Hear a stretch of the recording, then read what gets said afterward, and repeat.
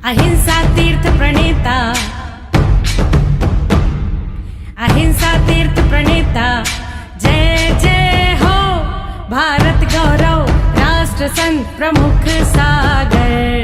स्वर्णिम स्वर्ण जयंती का अवसर ये महान है, मिलकर हम मनाएंगे गुरुवर देश की शान है प्रमुख सागर। जय हो गुरुवर प्रमुख सागर, जय हो गुरुवर। धर्मश्री महात्माओं, जीवन में एक ऐसा तत्व है जिससे हम परिचित तो हैं लेकिन हम प्योर नहीं कर पा रहे हैं, उससे रिफाइंड नहीं कर पा रहे हैं। जीवन का एक ऐसा तत्व है जो हमारे जीवन में नहीं है तो सब कुछ बेकार है। विचार करना, दो अक्षर का वो शब्द, दो शब्दों का वो अक्षर जीवन का वो सबसे महत्वपूर्ण है। उसको अगर हम कहें तो श्रद्धा, आस्था, समर्पण, विश्वास, ट्रस्ट, फेथ, कितने नामों से उसे जानोगे। आप विचार करना, जीवन में सबसे महत्वपूर्ण अगर कोई है तो श्रद्धा है, समर्पण का भाव है, विश्वास का भाव है, आस्था का भाव है। अगर इसके बिना तुम पूजा करो तो भी कोई काम की नहीं है, इसके बिना तुम घर में रहो तो भी कोई काम के नहीं हो, इसके बिना अगर आप अपने जीवन को जीने का प्रयास कर रहे हो तो समझ लेना तुम मुर्दा बनकर जी रहे हो। तुम्हारे पास अगर ये महत्वपूर्ण तत्व नहीं है तो तुम जीवन तो जी रहे हो लेकिन मुर्दा बनकर जी रहे हो। क्यों? क्योंकि जहाँ श्रद्धा आस्थाएं होती हैं वहाँ जीवन का सारा सुख मिल जाता है। अगर आप यहाँ दौड़ दौड़ कर आ रहे हो, बार बार महावीर स्थल दिखता है, बार बार महावीर महाराज जी दिख रहे हैं, तो एक क्यों? केवल ये आपकी श्रद्धाओं का ही प्रभाव हो, आपके श्रद्धा का प्रमाण हो तो कोई आश्चर्य की बात नहीं है। विचार करना, तुम्हारी श्रद्धाएं ही तो तुम्हें लेकर आ रही हैं। लोग तो बहुत से हैं, आस्थाएं तो लोगों पे बहुत सी हैं, लेकिन उनके पास कहीं टाइम नहीं है, कहीं कहीं जाना है, कहीं कोई व्यवस्था नहीं बनती है, कहीं कोई लेके आने वाला नहीं है, पता नहीं कितने सारे विकल्प हैं। लेकिन आपकी श्रद्धाएं, आपकी आस्थाएं आपको बार बार उस धर्म को करने के लिए कहती है। मैं आपसे कहूँगा, ये श्रद्धाएं कभी कब नहीं होने देना।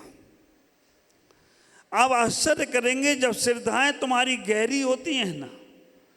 जिस व्यक्ति की श्रद्धाएं गहरी होती हैं उन्हें भगवान के घर जाना नहीं पड़ता है, भगवान भी उनके घर चले जाएं तो कोई आश्चर्य की बात नहीं है। ख्याल करके रखना, श्रद्धाएं गहरी होती हैं तो भगवान के घर नहीं जाना पड़ता है, भगवान उनके घर भी चले जाते हैं।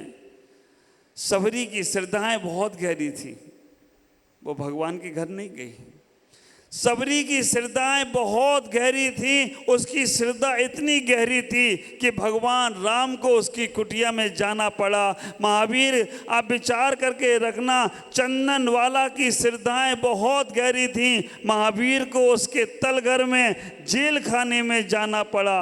राजा श्रेयांश की श्रद्धाएं बहुत गहरी थी, आदिनाथ को हस्तिनापुर से चलकर, अयोध्या से चलकर हस्तिनापुर जाना पड़ा। और गुवाहाटी वालों की श्रद्धाएं बहुत थी, प्रमुख सागर को संवेद शिखर से यहाँ आना पड़ा। श्रद्धाएं, अगर आपकी श्रद्धाएं नहीं होती तो विचार करके रखना, आस्थाएं नहीं होती तो आप कुछ भी नहीं कर सकते थे। ख्याल करो, ये बात दूसरी है। श्रद्धाएं सबकी थी, आस्थाएं सबकी थी, समर्पण भी सबका था, लेकिन कुछ लोग हनुमान, नल नील, अंगद बन के हमको उठा के किडनैप करके यहाँ ले आए। ये बात अलग है कि कुछ लोग मुझे वहाँ से उठाकर ले आए, लेकिन सबकी श्रद्धाएं थीं, क्योंकि आपकी श्रद्धा, आपकी आस्थाओं के बिना कुछ हो नहीं सकता। विचार करो, हमारी श्रद्धाएं कैसी होना चाहिए। हमारी श्रद्धाएं अंगद की पैर की तरह होना चाहिए। आप विचार करके रखना, जहां पर एक बार अंगद का पैर रख गया वो रख गया, अब उससे कोई हिलाने वाला। रावण ने कहा भी पकड़ो इसे, लेकिन अंगद ने कह दिया तुम क्या पकड़ोगे, मैं यहाँ वैसे ही खड़ा हो रहा हूं, तुम्हारे पूरे लंका में कोई हो ना, मेरा पैर ही हिला के दिखा दे तो मैं समझ जाऊं। ख्याल करना, श्रद्धाओं को समझना।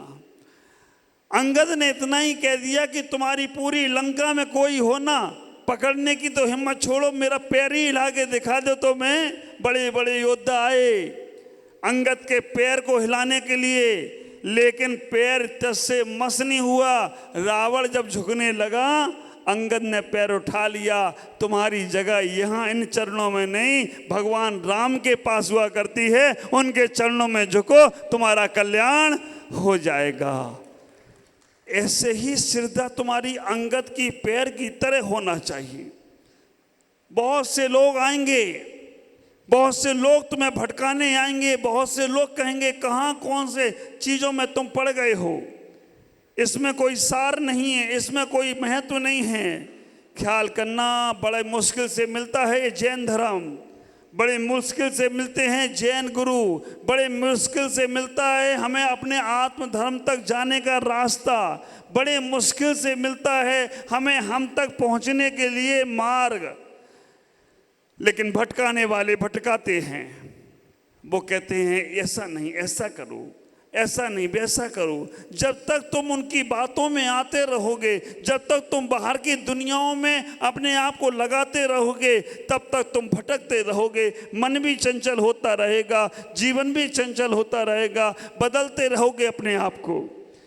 मैं आपसे कहूँगा, आचार्य संबंध स्वामी रतनकार साहब का चार में कह देते हैं, श्रद्धा नाम परमार्था नाम माप्तागम तपोव्रताम त्रिमूढ़ा पूर्णमष्टांगम सम्यक दर्शन मस्मयाम। केवल श्रद्धा के, एक श्रद्धा के विषय से ही तुम्हारे अनंत अनंत जन्मों के पाप खत्म हो जाते हैं। श्रद्धा नाम परमार्था नाम आप्तागम तपोभृताम। ख्याल करना, आप्त आगम तपोभृताम का मतलब गुरु, भगवान पर श्रद्धा करो, जिनवाणी पर श्रद्धा करो। आप तपोव्रताम गुरुओं पर श्रद्धा करो, और परमार्थ अपने आत्म तत्व पर भी श्रद्धा करो। अभी बहुत कमजोर हो तुम लोग, तुम्हारा श्रद्धा जमती ही नहीं है। विचार करना, विश्वास और श्रद्धा में अंतर समझना। विश्वास क्षणभंगुर होता है, थोड़ी देर में होता है और थोड़ी देर में ही छूट जाता है। विश्वास स्वार्थ पर टिका हुआ होता है और श्रद्धा परमार्थ पर टिकी होती है।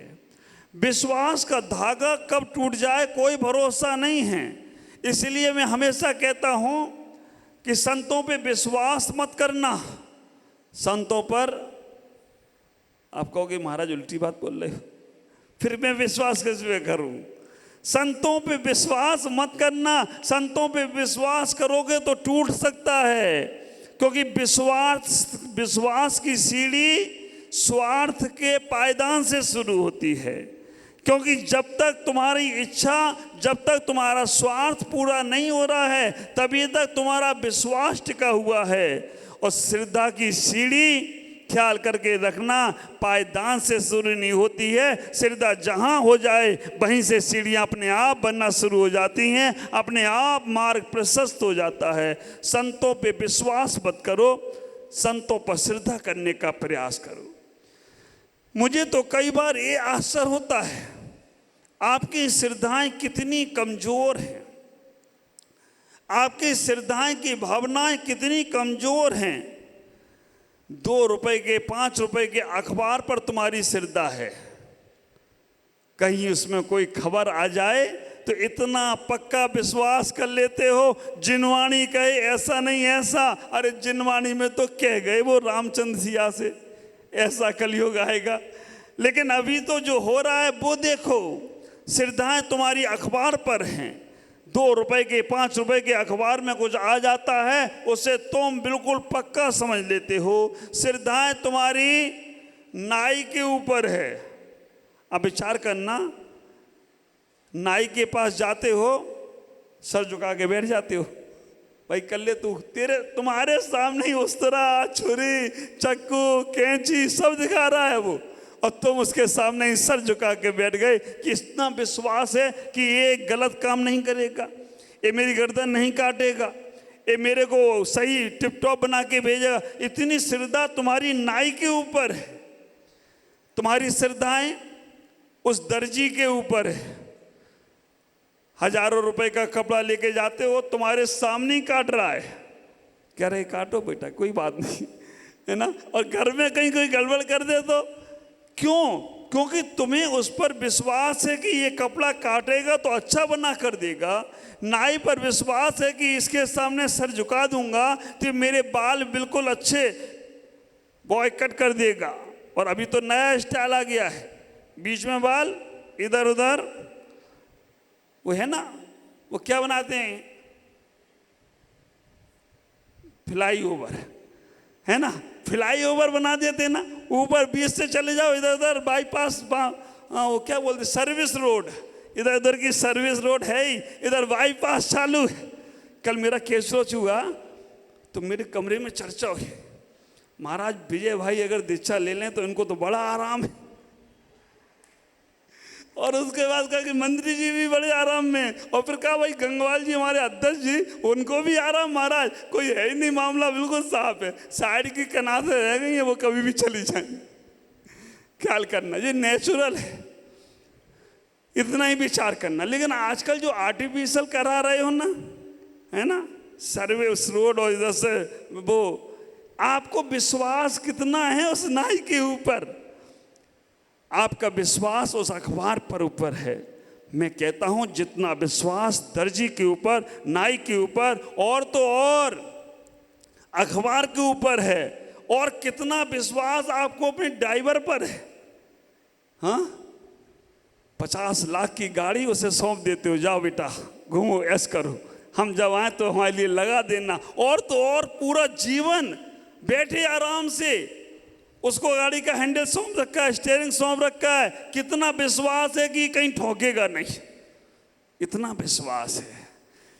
बस इतना ही कहना चाहता हूं, जितना विश्वास इन सांसारिक चीज़ों पर है, जितना विश्वास इन सांसारिक लोगों पर है, जितना विश्वास इन पर है, उतने में से 10% भी अगर देव शास्त्र गुरु पर विश्वास आ जाए, उसी दिन तुम्हारा कल्याण होने लगे तो कोई आश्चर्य की बात नहीं है। विचार करो, तुम्हारा विश्वास डॉक्टर पर है, डॉक्टर कहते भाई अब तुम इतना काम करना, ये चीज इतने दिनों तक नहीं खाना, तुम हाँ ठीक डॉक्टर साहब, आप विचार करके रखना, उस डॉक्टर के ऊपर तुम्हारा विश्वास है, तुम्हारी श्रद्धा है, मान जाते हो। लेकिन तुम्हारे गुरु तुमसे कहें कि एक काम इतने दिन मत करना, तुम ये काम नहीं करना, तो तुम कहते हो महाराज कैसे होगा, इतनी सारी परेशानियां। हमें तो ये लगता है जैसे ही कोई कार बताया जाए, अब तुम अपनी तकलीफें कभी कभी गिनाते हो, महाराज मुझे ये तकलीफ है, मुझे ये तकलीफ है, मेरा ये काम नहीं हो रहा है, मेरा वो काम नहीं हो रहा है, मेरी दुकान नहीं चल रही है, मेरी फैक्ट्री बंद है। महाराज ने कहा भाई तुम्हें अगर सब कुछ गड़बड़ है तो कुछ उपवास वगैरह करो, कुछ अभिषेक पूजा कर लिया करो, कुछ मालाएं फेर लो, कुछ व्रत नियम संयम ले लो, जिससे पुण्य बढ़ेगा, काम हो जाएगा। महाराज उपवास भी करना पड़ेगा, माला भी फेरना पड़ेगी, व्रत भी लेना पड़ेगा, महाराज कुछ कम नहीं हो सकता है।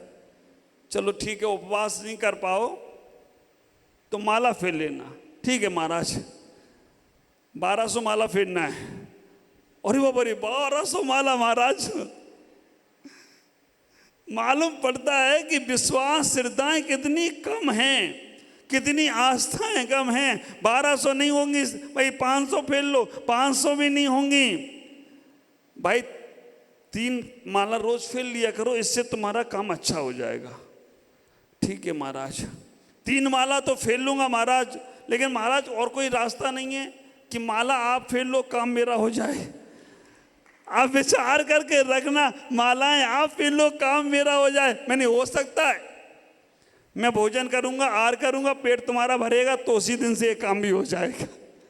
ख्याल करो, श्रद्धाओं के लिए आचार्यों ने कह दिया, जब तक तुम्हारी श्रद्धा पक्की नहीं होगी, जब तक तुम्हारी श्रद्धाओं में बिल्कुल प्योर पना नहीं होगा। यहाँ के पक्षी बहुत ज्ञानी हैं, समझदार हैं, वो समझते हैं, सुनते हैं, पंचेंद्री हैं, उनको कर्ण भी है। अब विचार करके रखना, हमारी श्रद्धाएं कितनी मजबूत होती थी। हम आपको अपनी जिनागम की ओर लेके चलते हैं। जिनागम में आप देखने का प्रयास करो कितनी श्रद्धाएं मजबूत थी उस अंजन चोर की। अंजन चोर को कुछ नहीं आता था, सप्तव्यसनी था, जुआ खेलता था, चोरी करता था, वेश्यागामी था, शराब पीता था, शिकार करता था, झूठ भी बोलता था, सारे व्यसन उसके पास। समझ सकते हो इसका कल्याण होगा क्या? नहीं हो सकता।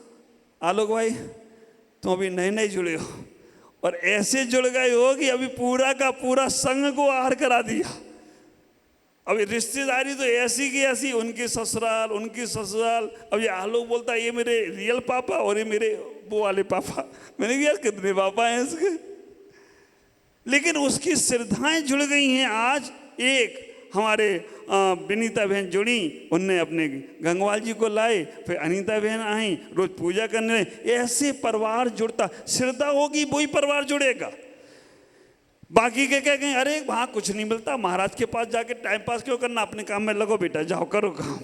जिसकी श्रद्धाएं हैं वो अपने परिवार को यहाँ से जोड़ने का प्रयास करते हैं। मैं आपसे कहना चाहता हूँ, जब तुम्हारी श्रद्धाएं होती हैं तो तुम अपने अच्छे लोगों को गुरुओं से जोड़ते हो, और जब तुम्हारी श्रद्धाएं नहीं होती हैं तो तुम अपने लोगों को भी गुरुओं से दूर कर लेते हो। कई बार साधु संतों में भी यही बात हो जाती है। शिष्य होते हैं अच्छे तो वो अपने भक्तों को अपने गुरु से जोड़ने का प्रयास करते हैं। अच्छे शिष्य होते हैं, हमारे प्रभाकर सागर जी के पास कोई आ जाए तो वो धीमे से हमारे पास ले आते हैं, महाराज जी बहुत अच्छे हैं, जोड़ो इनको, अपना शिष्य बना लो। आप विचार करके रखना, हमारी माता जी प्रतिज्ञा श्री, प्रीति श्री अपने आप लोगों को लेके आ जाती हैं, महाराज इन्हें गुरु, इन्हें शिष्य बनाओ अपना। आप विचार करके रखना, अच्छे लोग होते हैं वो अपने गुरु के पास लोगों को लेके जाते हैं, और जिनके अंदर ये लगता है आई एम समथिंग, मैं ही कुछ हूँ, गुरु के पास पहुँच ना जाए ये आदमी, छुपा छुपा के करते हैं। एक बात का ख्याल करके रखना, अगर तुम्हें कोई तुम्हारे गुरु से जुड़ने में रोक रहा है तो समझ के रखना समथिंग इज रॉन्ग है, ये धोखे में रख रहा है और तुम्हें तुम्हारे साथ कहीं कुछ और भी कर सकता है। ये हमारे पास लेकर आते हैं, हम तुम्हें उनके पास पहुंचा देते हैं, हम भी अपने पास रखते नहीं हैं संभाल कर। इतना ही विचार करके रखना, तुम हमसे जुड़ते हो, हम तुम्हें परमात्मा से जोड़ देते हैं, भगवान से जोड़ देते हैं, गुरुओं से जोड़ने का प्रयास किया करते हैं। इतना ही विचार करो। एक बार देखो, अपना जिनागम को खखोल कर देखो। सप्तव्यसनी था, अंजन चोर, लेकिन एक बार वो सेठ जी से जुड़ गया और सेठ जी भी डरे हुए थे। सेठ जी ने कहा कि मैं ये मंत्र सिद्ध कर रहा हूं लेकिन मुझे डर लग रहा है, नीचे भाले निकल रहे हैं, अगर ये हमारी डोरी कटी और मैं भाले पे गिर गया तो मेरा क्या होगा। अंजन चोर ने कहा आप हटो, डरा हुआ व्यक्ति कभी सफल होने वाला नहीं। दो व्यक्ति कभी सफल नहीं होंगे, अपनी डायरी में नोट करना, एक लोभी व्यक्ति और एक डरा हुआ व्यक्ति। क्योंकि लोभी व्यक्ति हमेशा लोभ पूरे होने तक ही अपनी बात रखेगा, जैसे ही उसका लोभ पूरा हुआ बस उसका काम बन गया। और डरा हुआ व्यक्ति डर के कारण से कुछ भी नहीं कर सकता है। विचार करना। वहां पर इतना ही कहा, अंजन चोर ने हटो मैं देखता हूं, और अंजन चोर ने पूछा क्या मंत्र बोलना है। अंजन चोर ने पूछ लिया क्या मंत्र बोलना है। शेष जी ने कहा नमोकार मंत्र बोलना है। सबको आता है ना। विचार करना, वो अंजन चोर जब छीके पर चढ़ा, चढ़ने के बाद छीके पर जब चढ़ा, चढ़ने के बाद वो मंत्र भूल गया, लेकिन श्रद्धा कितनी मजबूत थी ना, है ना। सोचना, कभी पूजा करते सोचना, कभी ध्यान करते सोचना, कभी, और ये इसी काल की बात है, अंजन चोर की बात है, बहुत पुरानी नहीं है। और जिनागम की सत घटना है। वो नमोकार मंत्र भी भूल गया। क्या बोला? आड़म ताड़म कछु न जाड़म सेठ वचन प्रमाणम। और वो सेठ के वचनों को प्रमाण मानते हुए एक झटके में रस्सी तोड़ता है, और एक झटके में अंजन से निरंजन हो जाए तो कोई आश्चर्य की बात नहीं है। विचार करना, श्रद्धा इतनी मजबूत होना चाहिए, गुरु के वचनों पर इतनी मजबूत श्रद्धा होना चाहिए। जो लोग जिनवाणी के वचनों को, गुरु के वचनों को, देव शास्त्र गुरु के वचनों को बड़ी श्रद्धाएं, बड़ी आस्थाओं के साथ स्वीकार करते हैं, भले ही वो ना हो पाए जीवन में। हमारे आचार्य बड़े अच्छे रहे, बहुत प्यारे थे। उन्होंने कहा, जम सकई तम की रे, जितनी शक्ति हो उतना करो, उसके बाद श्रद्धा करो। श्रद्धा तो करो। कहते हैं ना आप लोग पूजा में, कौन सी पूजा की लाइनें हैं वो? हाँ, शक्ति बिना श्रद्धा धरे कीजिए शक्ति प्रमाण। कौन सी पूजा है? देव शास्त्र गुरु की पूजा है। कीजिए शक्ति प्रमाण, शक्ति बिना श्रद्धा धरे। जिसकी भी हो, 10 लक्षण, जिसकी भी पूजा हो आप समझो, लेकिन कहते हैं ना, कीजिए शक्ति प्रमाण, शक्ति बिना श्रद्धा धरो। आप विचार करना, हम लोगों का जो जैन धर्म टिका है ना, केवल श्रद्धा पे टिका है। 24 तीर्थंकर में से एकाध तीर्थंकर देखे आपने? हाँ, कल हमारे कमरे में चर्चा चल रही थी यही। आप विचार करके रखना, जब हमने कहा चंद्रमा पर ये चंद्रायन जा रहा है, एक यहाँ से जा रहा है, एक वहाँ से जा रहा है, ये पहुँचेगा चंद्रमा पे कि नहीं पहुँचेगा? जैन आगम कहता है कभी नहीं पहुँचेगा। आप विचार करके रखना, जैन आगम, जैन विज्ञान, जैन में और विज्ञान में बहुत अंतर है। विज्ञान अभी कुछ करेगा, थोड़ी देर बाद और कुछ कहेगा, लेकिन जैन आगम में कहते हैं कि 2 सूर्य होते हैं, 2 चंद्रमा होते हैं, 132 सूर्य, 132 चंद्रमा। देखे आपने? नहीं देखे। 3 लोक का वर्णन, 24 तीर्थंकर का वर्णन केवल किताबों से, तो किससे मान रहे हो? श्रद्धा से। और अभी हमारा एक जी और है ना, वो अलौकिक गणित वाला ग्रुप, एक नया ग्रुप अलौकिक गणित, वो और ही ना पल्ले पड़े, सागर पल पितर, है ना। ये अब विचार करना, ये सारी की सारी चीजें श्रद्धा पर टिकी। मैं आपसे कहना चाहता हूं, 2 प्रकार का मोक्ष मार्ग है, एक श्रद्धा का मार्ग मोक्ष मार्ग है, और एक सिद्धांत का मोक्ष मार्ग है। श्रद्धा का मोक्ष मार्ग और सिद्धांत का मोक्ष मार्ग देखने का प्रयास करो। सिद्धांत का मोक्ष मार्ग बहुत कानून तुम्हारे सामने रखेगा। अगर आप कैसे बैठे हो, कैसे बोल रहे हो, कैसे सोच रहे हो, कैसी चर्या कर रहे हो, क्या भाव दशा से तुम्हारे परिणामों से तुम क्रिया कर रहे हो, ये सिद्धांत का मोक्ष मार्ग होगा।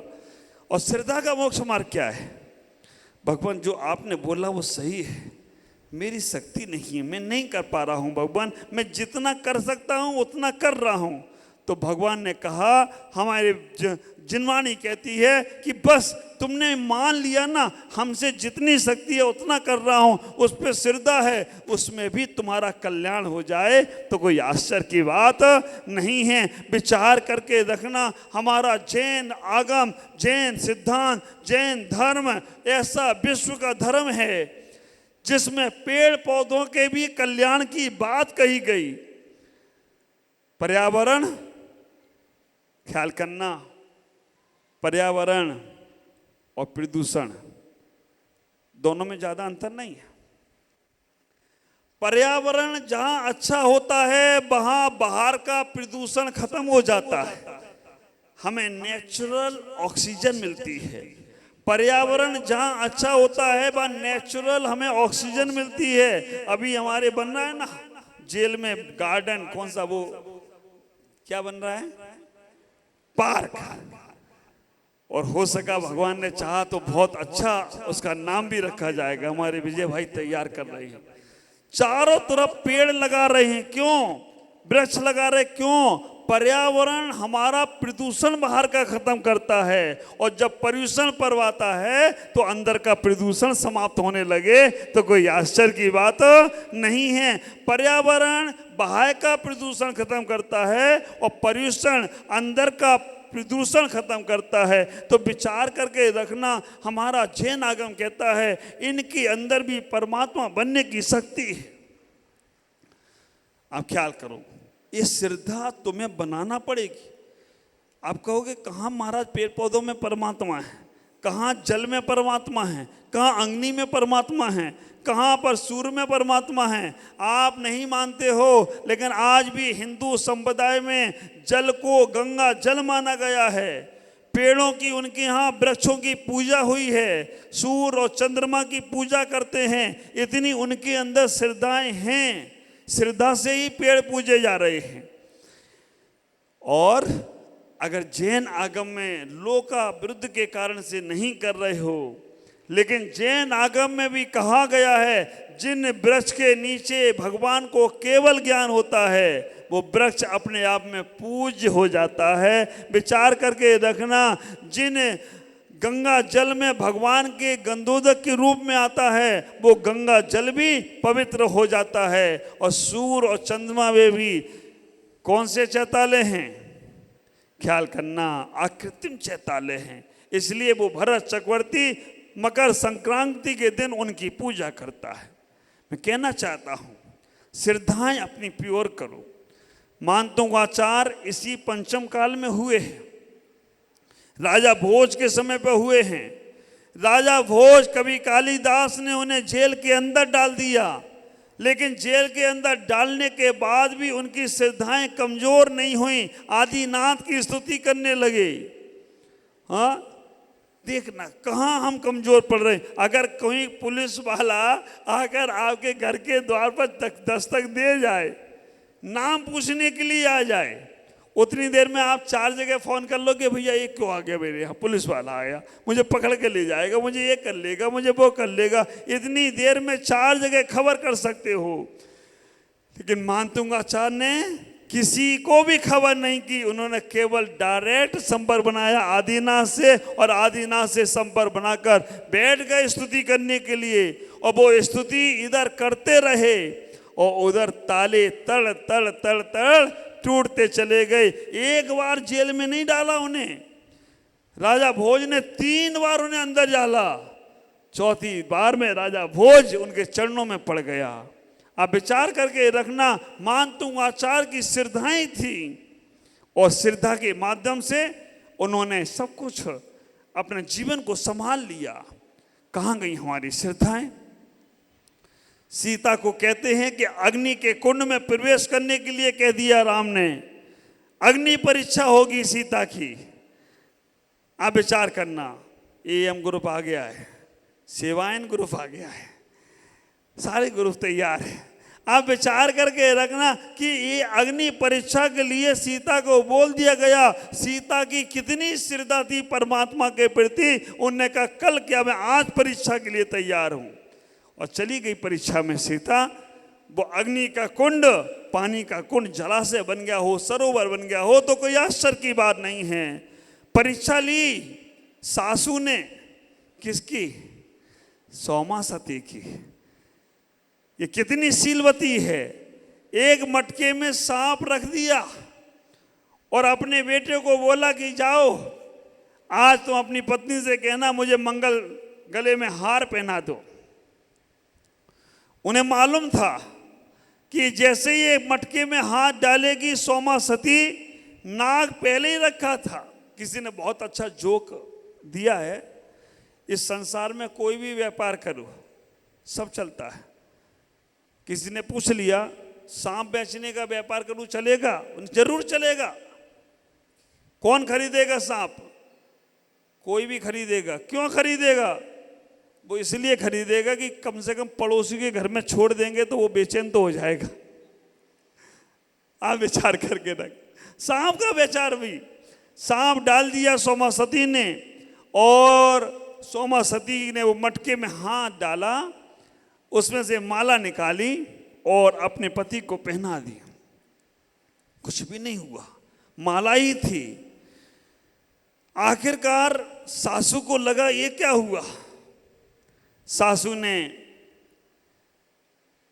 जैसे ही कहा ये माला कैसे हो गई, और वो माला उतार कर उसमें उसके गले में उसमें डालना चाहे, वो तुरंत सांप बन गया। और बेटे को ख्याल करना, सिरदा थी तो वो माला, वो सांप भी गले का हार बन गया। सिरदाएं थी, सिरदा ही थी। क्या ख्याल करो, कैसी कैसी सिरदाएं। द्रौपदी का चीरहरण हुआ, द्रौपदी का चीरहरण हुआ। उसने साड़ी नहीं पकड़ी, छोड़ दी, केवल भगवान के हाथ जोड़ लिए, और हाथ जोड़ लिए तो चीरहरण नहीं हो पाया, चीर बढ़ता चला गया। श्रद्धा परमात्मा के ऊपर, केशव के ऊपर, नमोकार मंत्र के ऊपर उसकी श्रद्धाएं थी। मैं आपसे कहना चाहता हूं कि श्रद्धाओं का एक जीवन बहुत अच्छा होता है। जो लोग श्रद्धाओं के साथ अपने जीवन को जीते हैं वो कभी भी पीछे मुड़कर नहीं देखते हैं। जिनकी श्रद्धाएं कमजोर होती हैं वो लोग हमेशा परीक्षाओं की दृष्टि से लोगों को देखते हैं। तुम्हारे घर में श्रद्धा का मतलब है संदेह, श्रद्धा का मतलब है डाउट, श्रद्धा का मतलब है अश्रद्धा का मतलब है संदेह करना, अश्रद्धा का मतलब है डाउट करना, अश्रद्धा का मतलब है तुम्हें विश्वास नहीं होना। ख्याल करना, जब तक तुम्हारा दूसरे के ऊपर विश्वास नहीं जमेगा तब तक श्रद्धा तक पहुंचोगे नहीं। विश्वास मार्ग है और श्रद्धा मंजिल है। मार्ग कभी भी टूट सकता है, लेकिन मंजिल पर पहुंच गए तो मंजिल कभी भी छूटने वाली नहीं है। श्रद्धा नारी की तरह नहीं, नाड़ी की तरह होना चाहिए। नाड़ी बंद, श्वास बंद, नारी तो कभी भी छूट सकती है। श्रद्धा नारी की तरह नहीं, नाड़ी की तरह होना चाहिए। श्रद्धाओं का जो हमारा जीवन है, ख्याल करके रखना, श्रद्धा हमारी इतनी शाश्वत हो जाना चाहिए जिससे हमारा जीवन बहुत आगे बढ़ता चला जाए। नमोकार मंत्र की श्रद्धा ही तो थी, नमोकार मंत्र की श्रद्धा ही तो थी कि जिसने अंजन को निरंजन बना दिया। आप विचार करके रखना, श्रद्धाओं के सागर से एक बहुत अच्छा कथानक मैंने पढ़ा था। एक सभा चल रही थी और उस सभा में कहा गया जिसकी श्रद्धाएं भगवान के प्रति होती हैं वो इस भाव सागर से पार हो जाते हैं। जिसकी श्रद्धाएं भगवान के प्रति होती हैं, गुरुओं के प्रति होती हैं, वो इस भव सागर से पार हो जाते हैं। एक बूढ़ी माँ सुन रही थी उनके वचन को। बूढ़ी माँ ने जब सुना तो बूढ़ी माँ ने कहा, जब भगवान के प्रति श्रद्धा आस्था से भवसागर से पार हो जाते हैं तो हम तो केवल ब्रह्मपुत्र नदी पार करके आते हैं। हम काय को पुल से आएंगे, हम तो नदी पे ऐसे ही चलकर आ जाएंगे, नाव में बैठ के क्यों आए, ब्रह्मपुत्र ही तो पार करना है। तो वो बूढ़ी माँ गई, नदी में चल गई और पार कर गई। बाढ़ आ गई, लोग इधर से उधर नहीं जा पाए, लेकिन वो बूढ़ी माँ श्रद्धा की परमात्मा पर, और परमात्मा पर श्रद्धा की और नदी में चल जाए, पार कर जाए। एक दिन उसने पंडित जी को बोला, जो पंडित जी उपदेश कर रहे थे ना, पंडित जी को बोला, पंडित जी हमारे यहाँ भी आपके चरण चले जाएं, आपका हमारे यहाँ भी भोजन हो जाए, आपका हमारे यहाँ भी भोजन हो जाए तो बहुत अच्छी बात हो। पंडित जी ने कहा चलेंगे। नदी में बाढ़ आई हुई थी। पंडित जी नदी के द्वार पर आकर रुक गए, नदी के तट पर आकर रुक गए। बूढ़ी माँ ने कहा चलो ना पंडित जी। पंडित जी ने कहा नाव नहीं है यहाँ पर, पुल नहीं है यहाँ पर, ये इतनी बड़ी नदी ब्रह्मपुत्र पार कैसे करेंगे। बूढ़ी माँ ने कहा अभी थोड़ी दिन पहले आप ही ने तो कहा था कि जिसकी परमात्मा पर श्रद्धा होती है वो भवसागर से तर जाते हैं। ये तो छोटी सी नदी है, और हम तो वही भगवान पे श्रद्धा करके, परमात्मा पे श्रद्धा करके रोज इस नदी से तिर रहे हैं, रोज नदी पार कर रहे हैं। पंडित जी चलो मेरे पीछे पीछे आओ, मैं तुम्हें भी लेके चलती हूँ। पंडित जी ने कहा पहले चल के बताओ।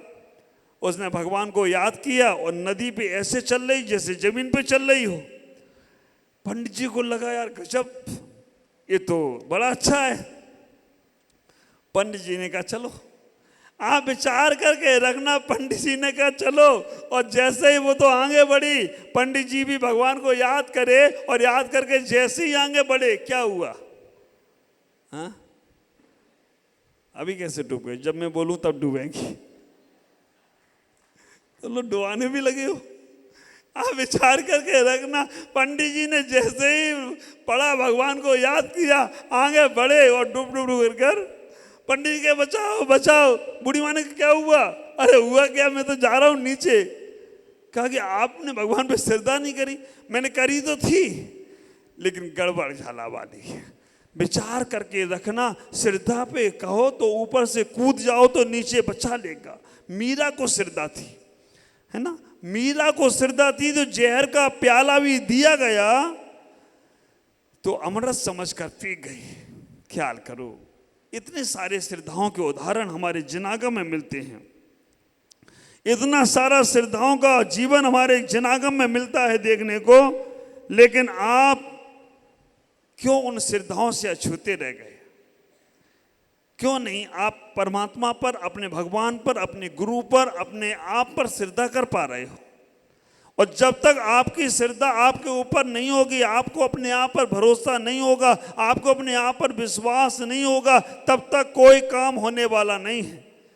राम भरोसे रहो, पर्वत पे हरियाओ, कुछ नहीं होने वाला है। एक बात का ख्याल रखना, जिसको अपने आप पे भरोसा नहीं है उसका राम भरोसे कोई काम होने वाला नहीं है। पहले अपने आप को भरोसे में लेकर आओ। हमारे तीर्थंकर, हमारे संत, हमारे भगवंत, जिनके ऊपर कोई भी उपसर्ग होते रहे, 5 पांडवों के गले में आभूषण गरम गरम लोहे के पहना दिए गए, गरम गरम गजकुमार मुनि के ऊपर सिगड़ी रख दी गई, सुकुमाल और सुकौशल मुनि को खाया गया, लेकिन उनकी श्रद्धा अपने आत्म तत्पर थी। उनको मालूम था जन्म मरण हमारा नहीं होने वाला है, इतना पक्का सिद्धांत था, तो वो तर गए। मैं आपसे कहूँगा सब कुछ करो, लेकिन आश्रद्धा नहीं करना। कई बार आप लोग सोचते हो कि भगवान आपके प्रति मेरी पूरी श्रद्धा है, लेकिन 1% डाउट आता है, 1% आश्रद्धा आता है, 1% आश्रद्धा का भाव आता है। मैं कहना चाहता हूं वो ही सबसे खतरनाक है, जो 1% भी तुम्हारे मन में आश्रद्धा का भाव आ रहा है ना, वो सबसे खतरनाक है। मैं आपसे पूछूं, एक रास्ते में 40 शेर चल रहे हैं और उन 40 शेर को चलाने वाली एक भेड़ है। भेड़ गड्ढे में गिरेगी, वो शेर क्या करेंगे? ऐसा नहीं, ऐसा पूछता। आप विचार करना, 40 भेड़ें चली जा रही हैं, एक भेड़ गड्ढे में गिर गई, कितनी भेड़ बची? हाँ, 40 भेड़ जा रही थी, एक भेड़ गड्ढे में गिर गई, कितनी बची? एक भी नहीं। क्यों? क्योंकि वो एक के पीछे वो 40 भी जाएंगी। ऐसा ही है, अगर तुम्हारे पास 1% भी आश्रद्धा है ना, तो 99% को काम नहीं करने देगी। और देखना आपके घरों में, परिवारों में, समाजों में एक आधी व्यक्ति खतरनाक होता है, जो काम अड़ा के, टांग अड़ा के कुछ ना कुछ बिगड़ डालेगा।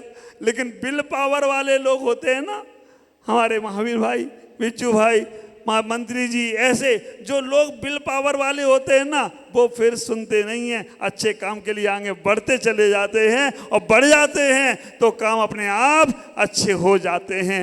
विचार करके रखना। 1-2 लोगों ने सोच ही रखा है, हम विघ्न हरण पारसनाथ नहीं होंगे, हम विघ्न करण पारसनाथ होंगे। 23 तारीख को सुनाऊंगा। पारसनाथ और कमठ कौन है? कोई बाहर नहीं है, तुम्हारे पास ही है। पारसनाथ भी और कमठ भी हर घर में, हर परिवार में, हर समाज में, हर देश में और हर शरीर में पैदा है। एक पारसनाथ कहता है शांति से रह जाओ भैया, कमठ कहता है मैं भी कुछ हूं, मैं मजा चखा के दिखाऊंगा लोगों को। कमठ तुम्हारा तुम्हें जीने नहीं देता, कमठ का मठ तुम्हें चटर पटर कर देता है, और पारस का स्पर्श तुम्हें परमात्मा बना देता है। ये बात हम आपसे कहना चाहते हैं। इतना ही विचार करके रखना, इतना ही सोचना, आज अपनी श्रद्धाओं को प्योर कर लेना, डाउट नहीं करना। भक्ति आराध्यों की होती है और श्रद्धा श्रेष्ठों के प्रति होती है।